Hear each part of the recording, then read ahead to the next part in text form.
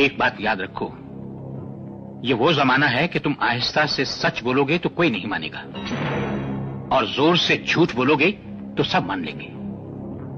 You are right sir. Good. आज से मेरे अखबार की खबरें सच बोलें या झूठ, मगर जो भी बोलें जोर से बोलें। तो मतलब ये कि आप आजाद के जरिए वोट तो गरीबों से लेना चाहते हैं, मगर जीत गए तो फायदा अमीरों का करेंगे। पुराना रिवाज है, इलेक्शन में गरीबों से वादे और अमीरों से सौदे किए जाते हैं।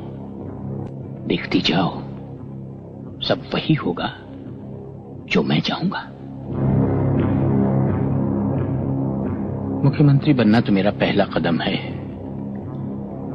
इस प्रदेश में मुख्यमंत्री की कुर्सी और दिल्ली के तख्त में ज्यादा फासला नहीं है, चंद कदम की बात है। अगर मैंने अपने पत्ते सही खेले तो एक दिन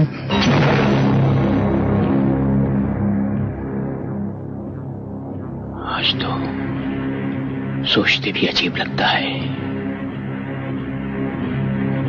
लेकिन कभी इस मुल्क की बागडोर मेरे हाथ में आ गई तो